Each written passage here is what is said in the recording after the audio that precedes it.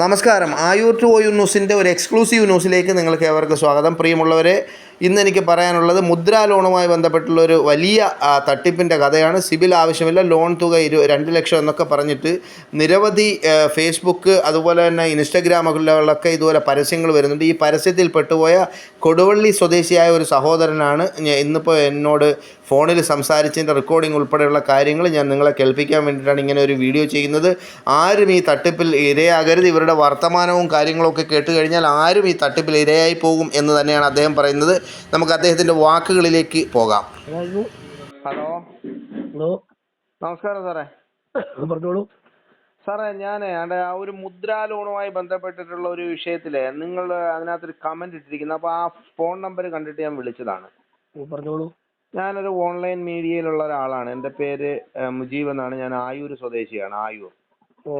Ayur to Oyur Facebook online channel എൻ്റെ ആളാണ് ഞാൻ.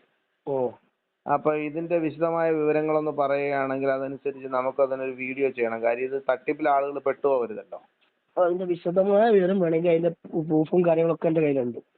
ഇപ്പം നിലവിൽ നിങ്ങളെ ഈ ഒരു വോയിസ് മെസ്സേജ് ആയിട്ട് നിങ്ങൾക്ക് എന്താണ് അതിനകത്ത് പറയാനുള്ളതെന്ന് പറഞ്ഞാൽ അതനുസരിച്ച് നമുക്കൊരു വീഡിയോ തയ്യാറാക്കി നമ്മുടെ ഓൺലൈൻ ചാനലിൽ അത് ഇടേണ്ടതിൻ്റെ ഒരു ആവശ്യകതയുണ്ട്. അതുകൊണ്ടാണ്. ഓക്കെ, എനിക്ക് പറയാനുള്ളത് എന്താ വെച്ചാൽ ഞാൻ ആ തട്ടിപ്പിൽ ഇരയായതാണ്. നിങ്ങളെവിടെ സ്ഥലം? ഞാൻ കോഴിക്കോട് കൊടുവള്ളിയാണ്. കൊടുവള്ളി. എന്താ പേര്? രതിൽ. പറഞ്ഞോളൂ. ഞാൻ ഇങ്ങനെ ഓൺലൈനിൽ ഫേസ്ബുക്കിൽ ഇത് കണ്ടപ്പോൾ അതിൽ പിന്നെ അപ്ലൈ കൊടുക്കാൻ പറഞ്ഞപ്പോൾ അപ്ലൈ കൊടുത്തു. ആദ്യം എൻ്റെ പ്രൂഫും കാര്യങ്ങളൊക്കെ ചോദിച്ചു. പാൻ കാർഡ്, ആധാർ കാർഡൊക്കെ ചോദിച്ചു. സിവിൽ പ്രശ്നം എന്താണെന്ന് പറഞ്ഞു. അപ്പം സ്വാഭാവികമായി 2 ലക്ഷം രൂപ കിട്ടിയത് സിവിൽ വേണമെന്നില്ലെന്ന് പറഞ്ഞപ്പോൾ ഞാൻ എന്ത് ചെയ്തു, എനിക്ക് പൈസൻ്റെ അത്ര അത്യാവശ്യം ഉള്ളതുകൊണ്ട് ഞാൻ പെട്ടെന്ന് നോക്കാതെ പിന്നെ ആധാർ കാർഡ്, പാൻ കാർഡ്, പിന്നെ ഒരു സെൽഫി ഫോട്ടോ, ഞാൻ പ്രൂഫും കാര്യങ്ങളൊക്കെ കൊടുത്തു കഴിഞ്ഞ ശേഷം ഒരു 24 മണിക്കൂറിന് ശേഷം തിരിച്ച് വാട്സപ്പിലാണ് കോൺടാക്ട് ചെയ്യുന്നത്. ഞാൻ വിളിക്കാൻ ശ്രമിച്ചാൽ ഫോൺ വിളിച്ചപ്പോൾ സ്വിച്ച് ഓഫ് ആണ് ഫോണ്. വാട്സപ്പിൽ തന്നെ ഓഡിയോ കോൾ ചെയ്തപ്പോൾ അവർ കോൾ കണക്ട് ചെയ്യുന്നില്ല. അവർ പറഞ്ഞ് പിന്നെ കോൾ എടുക്കാൻ പറ്റില്ല, ഞങ്ങള് പിന്നെ ഓഫീസിൽ നിന്ന് കോൾ എടുക്കരുതെന്നാണ് റൂൾസ്, നമുക്ക് മെസ്സേജ് അയക്കാനേ പറ്റുമെന്ന് പറഞ്ഞു. ഞാൻ പറഞ്ഞു ഓക്കെ, എന്നാൽ പിന്നെ മെസ്സേജ് അയക്കാന്ന് പറഞ്ഞ് ഞാൻ നിങ്ങൾക്ക് വാട്സപ്പ് ഡീറ്റെയിൽസ് ഒക്കെ ചോദിച്ച് ഡീറ്റെയിൽസും കാര്യങ്ങളൊക്കെ ഞാൻ മെസ്സേജ് വഴി തന്നെ കൊടുത്തു. നിങ്ങൾ പറഞ്ഞു നിങ്ങള് പിന്നെ ഇതിന്റെ പ്രോസസിങ് ഫീ ആയിട്ട് 1,900 അടയ്ക്കാന്ന് പറഞ്ഞു. ആദ്യം 1,900 അടയ്ക്കാന്ന് പറഞ്ഞപ്പോൾ ഞാൻ 1,900 അടച്ചു. 1,900 അടച്ച് അതിന്റെ റിസീറ്റ് അവര് പിന്നെ എനിക്ക് വാട്സപ്പിൽ തന്നു. ഇവിടെ ലോൺ അപ്രൂവ് ആയിട്ട് ഒരു 10-20 മിനിറ്റിനുള്ളിൽ തന്നെ അവർ ലോൺ അപ്രൂവ് ആയിട്ടുണ്ടെന്ന് പറഞ്ഞിട്ട് റിസീറ്റ് തന്നു. അതിനുശേഷം പിന്നെ 5,000 രൂപ അവർ പറഞ്ഞ് ഇൻകം ടാക്സിലേക്ക് ഒരു 5,000 രൂപ അടയ്ക്കണോ, നമുക്ക് 1 ലക്ഷം വരെ പ്രൊവൈഡ് ചെയ്യാൻ പറ്റും. ഇവിടുന്ന് 1 ലക്ഷത്തിന് മുകളിലുള്ള ഇൻകം ടാക്സിലേക്ക് ഒരു 5,000 രൂപ അടയ്ക്കണം പറഞ്ഞു. അപ്പോൾ ഞാൻ ചോദിച്ചു അവരോട്, നമുക്ക് ലോൺ തരുന്നതിന് പിടിച്ചടച്ചാൽ പോരെന്ന് ചോദിച്ചു. അവർ പറഞ്ഞു അത് പറ്റില്ല, പിന്നെ നമുക്ക് നിങ്ങൾ ക്യാഷ് ആദ്യം തന്നെ അടയ്ക്കണം എന്ന് പറഞ്ഞു. എന്നാലേ നമുക്ക് മുമ്പുള്ള കാര്യങ്ങൾ ചെയ്യാൻ പറ്റുമെന്ന് പറഞ്ഞു.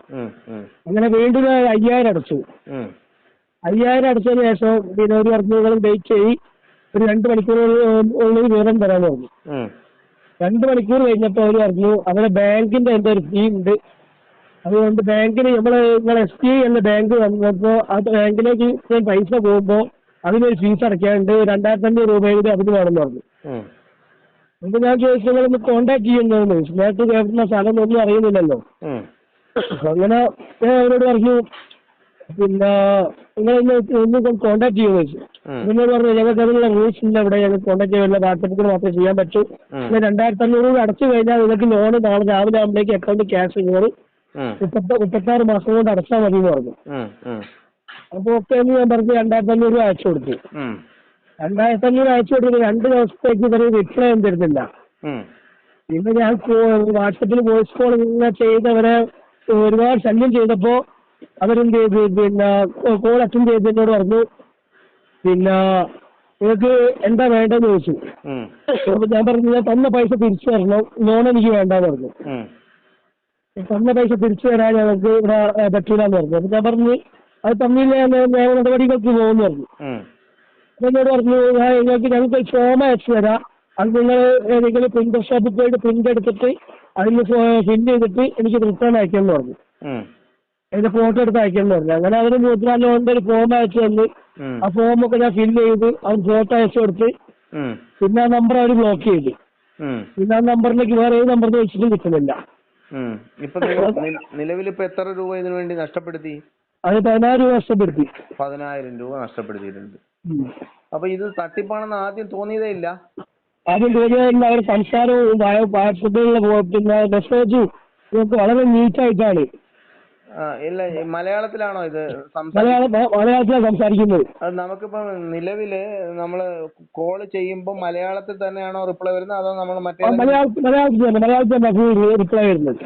മലയാളത്തിലാണ്. ഏത് സ്ഥലമാണ്, എന്താണ് ഇത് ചെയ്യുന്നത്, എങ്ങനെയാണെന്നൊന്നും നിങ്ങൾ ചോദിച്ചില്ല? അത് ചോദിക്കുമ്പോ ഞാൻ അവിടുന്ന് പിന്നെ എനിക്ക് ലൊക്കേഷൻ ഇട്ട് തന്നു.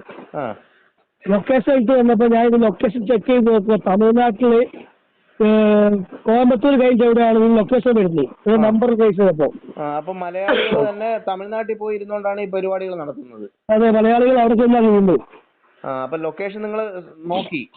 ലൊക്കേഷൻ നോക്കിയപ്പോ തമിഴ്നാട്ടില് കോയമ്പത്തൂർ കഴിഞ്ഞിട്ട് ഒരു 10-20 കിലോമീറ്റർ കഴിഞ്ഞുള്ള സ്ഥലത്താണ് വരുന്നത്. എന്തായാലും ഇങ്ങനെ ഒരു ഇൻഫർമേഷൻ തന്നതിന് നന്ദിയുണ്ട്. കാരണം എന്ന് വെച്ചാൽ ഇത് നിരവധി ആളുകൾ ഇപ്പൊ ഒരുപാട് ബാങ്കുമായിട്ടുള്ള ബന്ധപ്പെട്ടുള്ള വിഷയങ്ങളിൽ ഒരുപാട് ആളുകൾക്ക് സിവിൽ സ്കോർ വലിയ പ്രശ്നമായ ഒരു ലോൺ എടുക്കാനോ ഒരു വണ്ടി എടുക്കാനോ പറ്റാത്ത ഒരു മാനസികാവസ്ഥയിലാണ് പലരും ഉള്ളത്. അപ്പൊ അതുകൊണ്ട് തന്നെ ഈ സിവിൽ സ്കോറിന്റെ ഒരു പ്രശ്നം വരില്ല എന്ന് പറയുമ്പോൾ ആളുകൾ ചാടി വീഴും ഇതിനകത്ത്. അതാണ് പ്രശ്നം. അപ്പൊ അങ്ങനെ വീഴുമ്പോൾ നമ്മളെ വൈകാരികമായിട്ട് അവർ നമ്മളെ കൂടെ സംസാരിച്ച് കുടുക്കി ഓരോരോ കാര്യങ്ങളൊക്കെ പറഞ്ഞ് അതിന്റെ മുന്നിലും പിന്നിലും ഒക്കെ നടക്കുന്ന കാര്യങ്ങളൊന്നും നമ്മൾ അറിയാതെ നമ്മൾ ഇതിനകത്ത് ഓൾറെഡി കുടുങ്ങിപ്പോവും. അപ്പൊ അങ്ങനെ കുടുങ്ങിയ ഒരാളാണ് നിങ്ങള്. അതെ. അപ്പൊ എന്തായാലും ഇത്രയും വിവരങ്ങൾ തന്നതിന് നന്ദി. Okay, thank you. Thank you. എന്തെങ്കിലും ചെയ്യാൻ പറ്റുമോ ചെയ്യും. ശരി, ഓക്കെ.